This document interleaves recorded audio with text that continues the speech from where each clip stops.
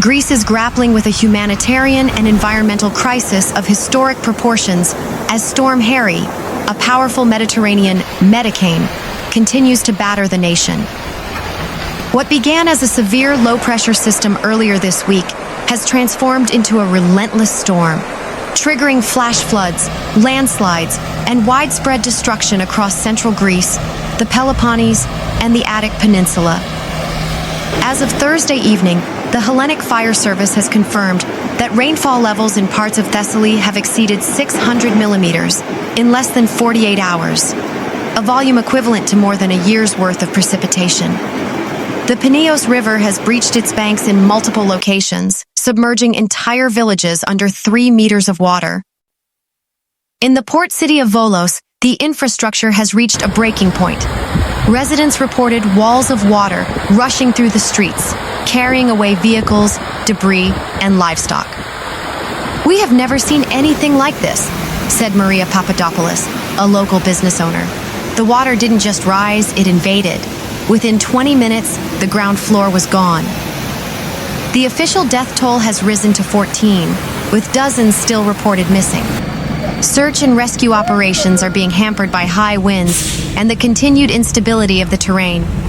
The Hellenic Armed Forces have deployed Super Puma helicopters and specialized river rescue units to evacuate hundreds of people stranded on rooftops in the Karditsa and Trikala regions. The Ministry of Civil Protection has issued 112 emergency alerts across half the country, urging citizens to remain on upper floors and avoid all unnecessary travel. More than 5,000 people have been successfully evacuated to temporary shelters in schools and stadiums, though many remote mountainous villages remain completely cut off due to collapsed bridges. The damage to Greece's national infrastructure is estimated to be in the billions of euros. Key segments of the Pathy motorway, the country's primary north-south artery, have been shut down due to massive sinkholes and mudslides. Approximately 150,000 households are without electricity as transformers were submerged or struck by falling trees. In Volos and parts of Larissa, the water supply network has been contaminated or severed, leading to an urgent need for bottled water. Network outages have made it difficult for trapped residents to signal for help, prompting authorities to use drones for thermal imaging and damage assessment. Prime Minister Kyriakos Mitsotakis, who chaired an emergency cabinet meeting in Athens today, described Storm Harry as an extreme manifestation of the climate crisis. He announced an immediate relief package for affected households and businesses and confirmed that Greece has activated the EU Civil Protection Mechanism. "Our first priority is the preservation of human life," the Prime Minister stated. "Once the waters recede, we will begin the monumental task of rebuilding, but we must acknowledge that the old infrastructure is no longer sufficient for the new normal of our changing climate." France and Italy have already pledged to send specialized flood response teams and heavy-duty pumping equipment to assist Greek authorities. Meteorologists note that Storm Harry is part of a trend of increasingly intense Mediterranean storms. The unusually warm sea surface temperatures in the Aegean and Ionian Seas throughout the winter of 2025 have provided the thermal energy necessary to fuel such a massive weather system. Storm Harry is not just a bad storm, says Dr. Eleni Georgiou of the National Observatory of Athens. It is a clear indicator that the Mediterranean basin is becoming a hotspot for extreme weather events. The atmospheric moisture content we are seeing is unprecedented for January. The Hellenic National Meteorological Service, EMY, warns that while the eye of the storm is moving toward the southeast, heavy rain is expected to persist over Crete and the Dodecanese Islands through Friday. The risk of further landslides remains extremely high as the ground is completely saturated. Citizens are encouraged to monitor updates via the Civil Protection Greece website and follow the instructions of local authorities. Meanwhile, central Greece faces the brunt of Storm Harry's rainfall. The affluent coastal suburb of Glyfada has become the epicenter of a different kind of disaster. A lethal combination of record-breaking torrential rain and a powerful storm surge from the Saronic Gulf has turned the Athenian Riviera into a vast, waterlogged disaster zone. The crisis in Glyfada reached a breaking point at approximately 2:15 a.m. on Thursday.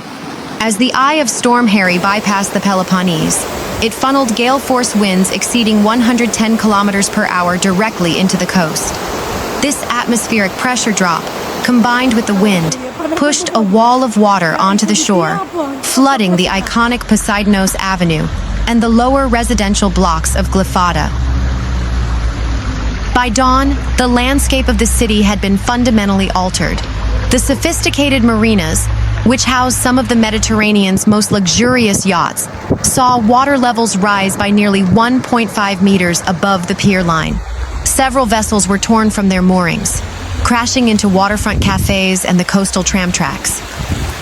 Metaxa Avenue, the city's premier shopping district, saw water ingress in over 200 ground-floor retail stores. Shop owners who arrived early Thursday morning found their inventory floating in a mixture of seawater and mud. Preliminary economic losses for the local business community are estimated to exceed 45 million euros. The Athens tram network, which serves as a lifeline for commuters between Glyfada and Athens, has been rendered inoperable. Over 4 kilometers of track are buried under sand, debris, and saline slush. Furthermore, the underpasses connecting the city to the beach remain completely submerged, trapping dozens of vehicles. The Glyfada Golf Club, the only 18-hole course in the region, acted as a natural basin, absorbing millions of gallons of runoff from Mount Hymettus. While this saved some nearby houses from deeper flooding, the course itself is now a massive lake, with local authorities warning of a long recovery period for the soil. The Hellenic Fire Service, EMAC, worked through the night, conducting more than 85 successful extractions from trapped elevators and basement apartments in Glyfada. The water came from 2 directions, says Yanis Karas, a 64-year-old resident of Lambraki Street. We had the torrents coming down from the mountain, Mount Hymettus, and the sea coming up from the front. We were caught in the middle. My car was carried 2 blocks away like it was a toy boat. Tragically, local authorities confirmed 1 fatality in the area, an elderly woman who was unable to evacuate her basement residence as the waters rose rapidly. Emergency shelters have been established at the Glyfada Indoor Hall, DIEC, providing blankets, food, and medical attention to those whose homes are no longer habitable. The recession of the water has revealed a secondary crisis: environmental contamination. The storm surge breached several sewage pumping stations along the coast. Officials from the Attica regional government have issued a strict ban on approaching the coastline, citing high levels of pollutants and the danger of structural collapses of the seawalls. Furthermore, the Sea Turtle Protection Society of Greece, Archelon, which operates its rescue center in Glyfada, reported significant damage to its facilities. Volunteers worked frantically in waist-deep water to move injured turtles to higher tanks as the storm surge flooded the rehabilitation area.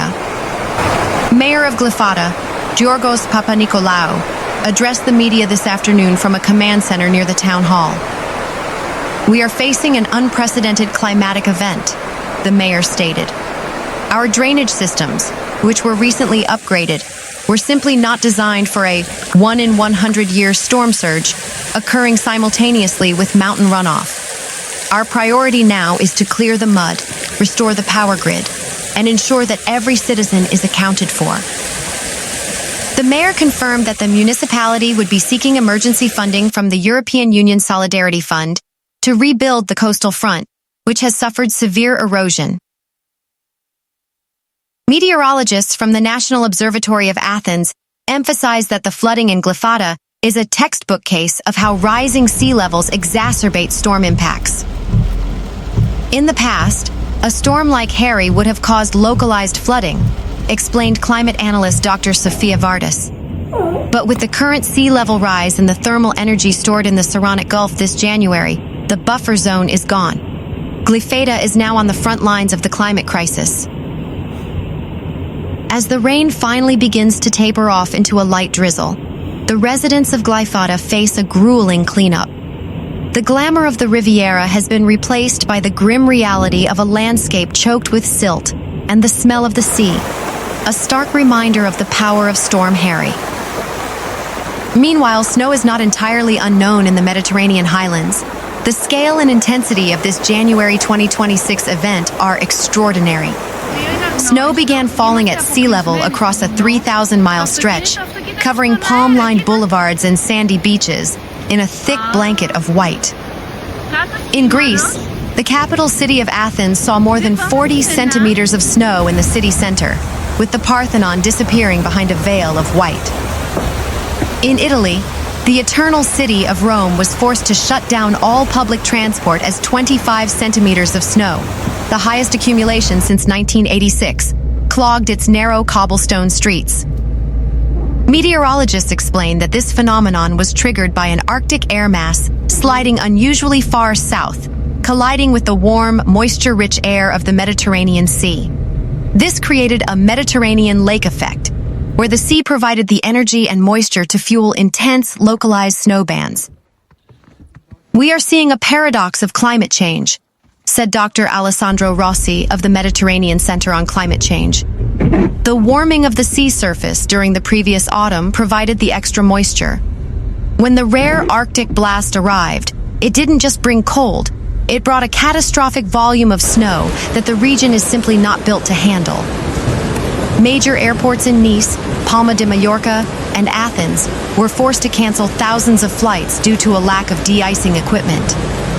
In the Aegean Sea, ferry services were suspended as blizzard conditions reduced visibility to near zero. The citrus and olive groves of southern Italy and Spain face total loss scenarios.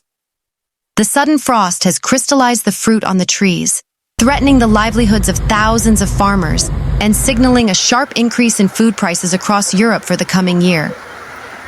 Heavy, wet snow has caused thousands of trees to collapse onto power lines. In rural Sicily and the Peloponnese, an estimated 400,000 people remain without heating or electricity as temperatures plunge to a record -10 degrees Celsius. Perhaps the most shocking images have emerged from North Africa. The Atlas Mountains in Morocco and Algeria have recorded over 2 meters of snow, cutting off hundreds of mountain villages. Even more remarkably, the fringes of the Sahara Desert near Béchar saw significant snowfall, with camels photographed amidst orange dunes topped with white crests. The Algerian government has deployed the military to clear roads and deliver food supplies to nomadic communities who were unprepared for the sub-zero temperatures. "This is no longer the desert we know," said local resident Ahmed Mansour. "The cold is bone-piercing. We have no wood for fires, and our tents are collapsing under the weight of the snow."